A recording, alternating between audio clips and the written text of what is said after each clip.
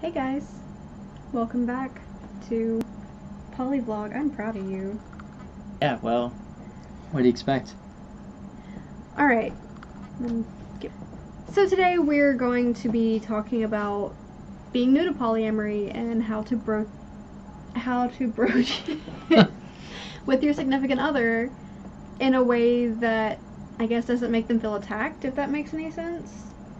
Because one thing that I guess is brought up a lot is that people don't want to bring it up with their partners because their partners will feel like, oh, well, there's something wrong with me, so am I just not good enough? But that's not the case. How did you feel when I brought it up with you?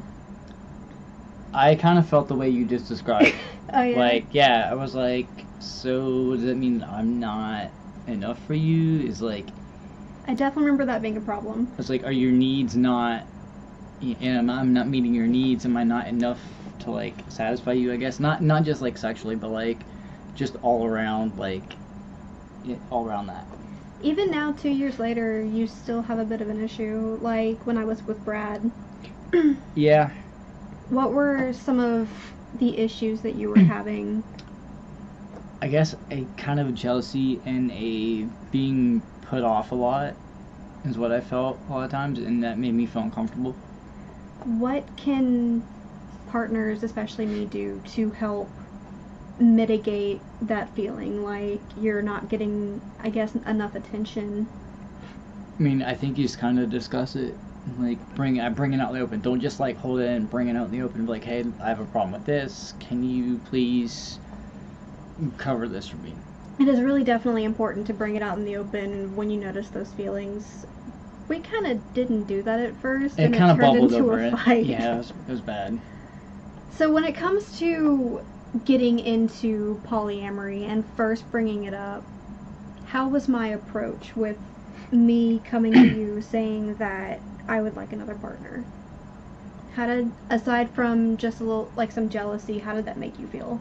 Like, I didn't really understand it. Like, I thought so I had preconceived notions that, like, come from media, which is bad. Do not let those ideas slip into your head because they're not actually accurate. Okay? That's not reality. I guess what you're trying to get at with don't go by the media, I guess being the media often portrays it as a strictly sexual thing, like you just want to have sex with everybody. They portray it in the way that it's like a harem, and it's like, okay, that's not reality, guys.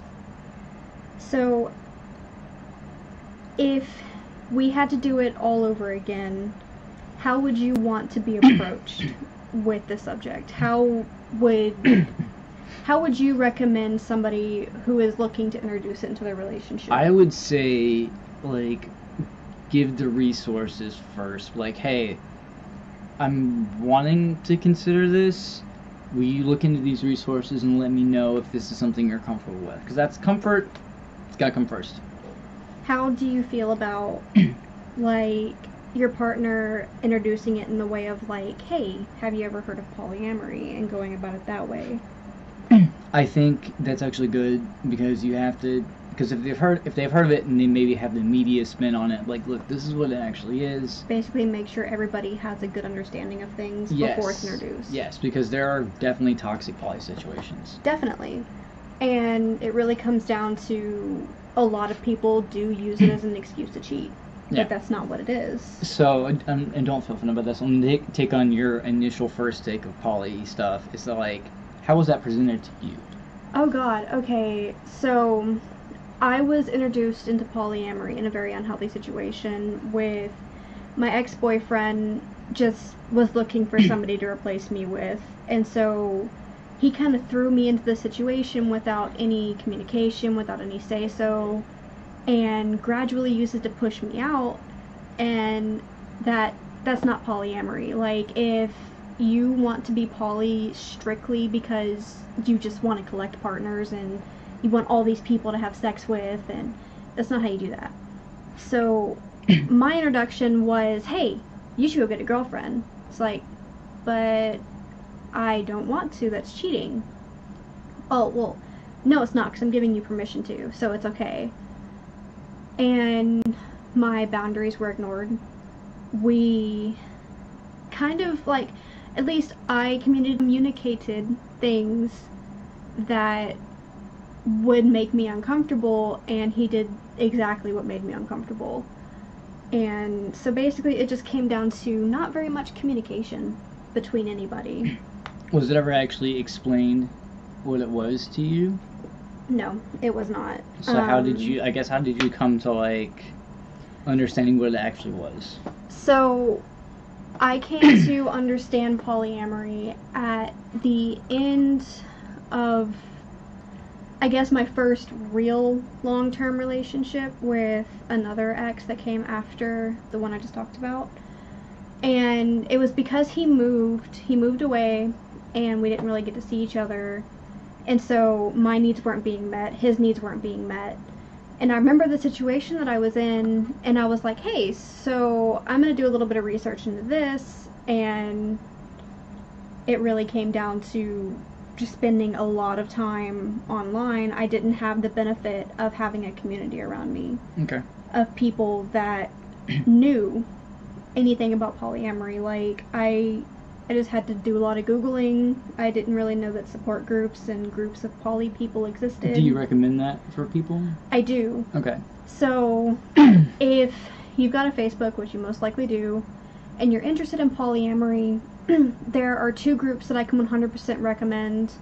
One is non-binary and woman-specific, which is Awkward Poly Ladies Seeking Other Awkward Poly Ladies, and Polyamorous Place. One thing that I would like to stress, that you will see stressed a lot, especially in the group Polyamorous Place, is the difference between ethical polyamory and unicorn hunting. So, okay. So I know what those are, but I'm going to play devil's advocate here. What is that? So unicorn hunting is, I want to say, okay in very limited situations. So what unicorn hunting is when a couple refuses to date separately, and they usually look for bisexual and pansexual women, mm-hmm.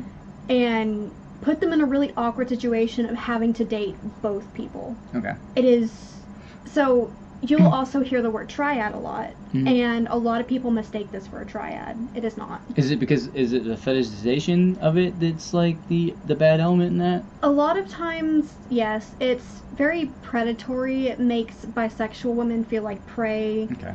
There are bisexual women who do self-identify as unicorns, and that's mm-hmm. okay, but don't let anybody... Is it because of the horn? But it comes down to bisexual women being, like, I guess rare? Not really rare. Okay, so when you think of a unicorn, what do you think? A horn? No. Like an actual unicorn, what do you think? Like mythical creature, rarity, something you'll never see in your lifetime. Basically. Also, like, a prize. Like, if you happen to find one, it's a prize. They're hunted down for sport, basically. Exactly. That is why unicorn hunting is considered non-ethical, non-monogamy. It's predatory, as you said, especially since, like, okay, so you see this a lot on, like, Tinder, especially if you're going to poly. You'll see a lot of couples out there that's just, like, specifically looking for this person for sex. Exactly. That's it. Nothing else. That's honestly why it comes down to being so unhealthy. Because you'll find... It's basically like they're looking for a toy in the bedroom. Yeah. Like, it's just somebody to spice up their love life. Yeah. And it makes a lot of poly people uncomfortable, especially bisexual women. I mean, especially if your life in the bedroom is not necessarily a bad thing. We're not trying to, like, say, no, don't do that. But it's just the way that they go about doing it is really, really toxic. Like, they go about doing it in a way where they lie to the person. Yeah. They go about it in a way that they're not open and honest. It comes down to lack of communication. A lot of women in the groups that I'm in will make posts about how they thought things were going really well with this girl, and then she was like, oh, well, yeah, I'm just looking for a third for me and my boyfriend so we can spice up things in the bedroom. And feelings are developed from the third party, mm-hmm. and it's just a crushing feeling. So they tell them after the fact that that's all they're looking for. Okay. It comes down to, if you communicate it from the beginning, all three parties consent to it, it's fine, then good to go, whatever. Like, you do whatever you want, but it's a lot of luring and under false pretense. Got it. I guess, how do you interact with other people? It's communication, like, be 100% open about things. Like, if you're on Tinder or Plenty of Fish or OkCupid and you're looking for somebody else whenever you're polyamorous, you list it in your bio. 100%. Okay. Like, in my Tinder bio, I mentioned that I'm married, I'm polyamorous, a triad is an option, but it's not required. Yeah. So, I brought up triad and how it's different from unicorn hunting. When you hear the word triad, what does it mean to you? Kind of like a tripod, like just 3 equal parts of one union, to me, is what I think of. Yep, or you're like not wrong. Even musically, like a triad is a set of 3 notes. You're not in wrong. A chord.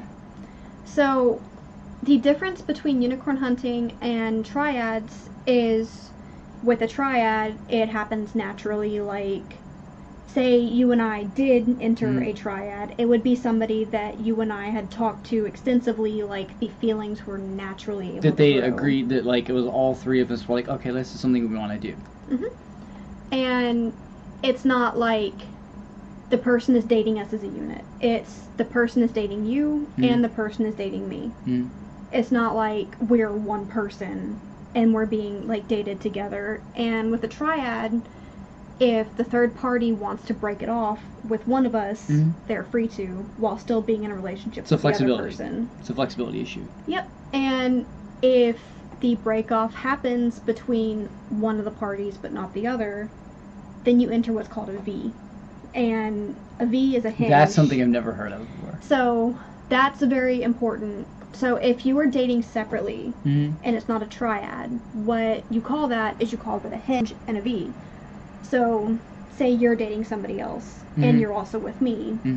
You are the hinge of that relationship, and you yourself makes sense. Are responsible for maintaining the relationship with that person and with the other me. person. Okay, makes sense. So when I was with Brad, we were in a V. Mm-hmm. Because I was with you, I was with him, you two were not together. Mm-hmm.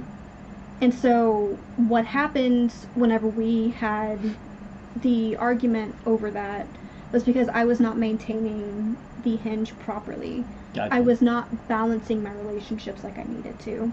Gotcha. And so one other thing that I want to bring up is hierarchies.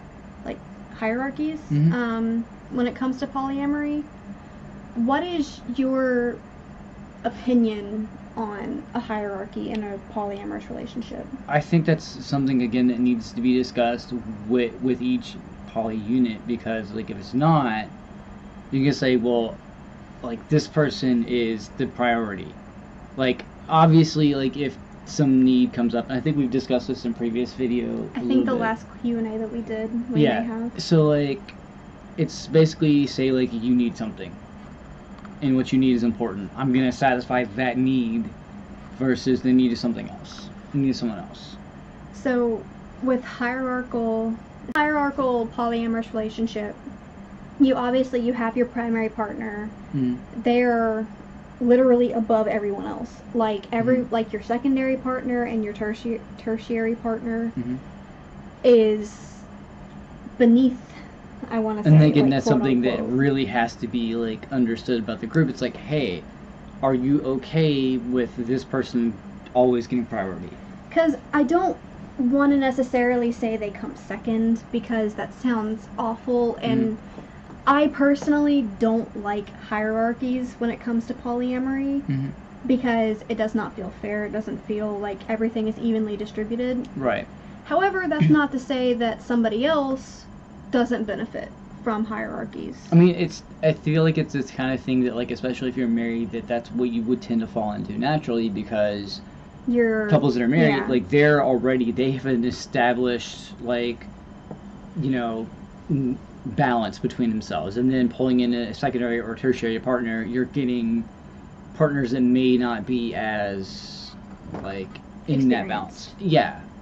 So, something that is really, really important that I just want to stress again when it comes to into polyamory is to do your research, preferably talk to other polyamorous people, and communication. Ask questions. Yes, Don't be afraid to ask questions. 100%. Like, seriously.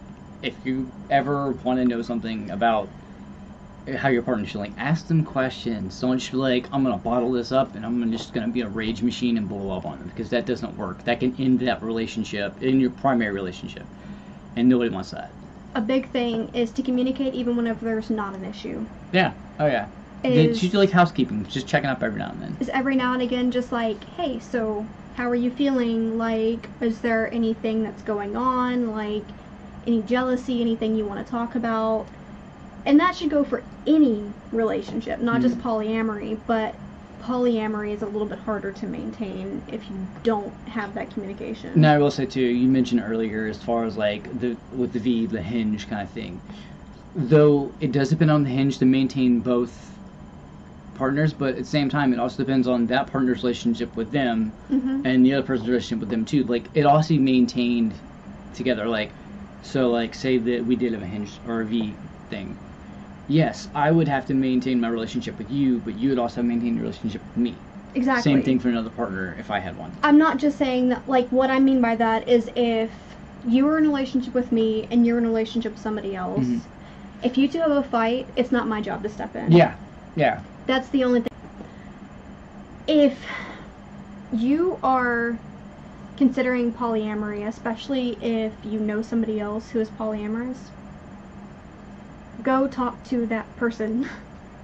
Like, I can't stress that enough. Like, if you have questions for one about how to introduce it into your relationship, but okay, a question that I have for you. Whenever we first got into a polyamorous relationship, how would you have responded or reacted if I came up to you and was like, how would you feel if I had a relationship with this person? I think as long as I'm pretty down to earth and moderate about it. It's like, what I mean is, that's how I introduced polyamory to you. Okay. It's like, hey, so I have feelings for this person, so can I have a relationship with them? Yeah, that would probably make me feel extremely jealous and be like, what's going on? Exactly. Especially if the person that I wanted to be with was also polyamorous. Yeah. Like, I bring that up for a very good reason, and vaguing here. It's really good to introduce yourself into polyamory with someone who's also polyamorous. Because they're already understanding about the subject. Okay. And they can help you communicate things. And they have resources for you. They have any answers to questions you may have. And I want to point out that, yes, I've been polyam for a long time. However, even I have questions. Even I'm not perfect in the relationship. Like, I still have jealousy myself. Like, whenever you talk about people that you're interested in, I have to remind myself that I'm not inadequate. Yeah. And it's something that is probably going to be constant and nagging. And I'm sure that you probably still have the same issues. I'm sure that you probably still have the same issues. Oh, yeah. It's natural. Did you want to do the shout out? Okay, so, shout out here. Hi, Amanda. I am not going to say who I was vaguing. She knows who I'm talking about. Oh, you know. If you've been paying attention, you definitely know who I'm talking about. You know, I don't pay attention to anything. Not you. Oh, okay. I don't pay attention to anything, but, honestly. Hi, Amanda. She asked for a shout out, so... Yeah. Hi, Drunky. How are you? Be safe. Yeah. Safe. They probably do, or don't. I don't care. They're too scared. Ask questions, guys. But, okay, seriously, don't be scared to ask questions. Like, if you have questions, ask them. And if you ask questions to me, like, please note that this is a serious question you have. Otherwise, I'm going to be kind of, like, joking and troll you a little bit, just because that's me. Yep. So, unless you literally state, hey, this is a serious question, don't take his response seriously. Yeah. Like, if you tell me it's a serious question, I will take it seriously and, like, give you consideration. But if you don't let me know, I'm gonna be... If you have any questions... I don't. Drop them in the comments below. This is what I live with. I'm sorry. If you have any questions, drop them in the comments below. I don't really have any social media that's appropriate to plug. So everything is in SFW. Yeah. You know what? I'll link my Instagram. If you have any questions, you can DM me there. And if you have any questions for him specifically, please specify that you have questions for him so he can answer them. Otherwise, you'll get an answer from me. Anyways, thank you for watching, and I'll see you Bye, next guys. time.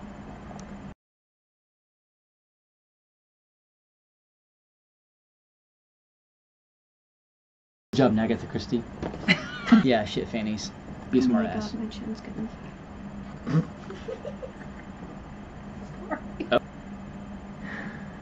You're annoying. I know.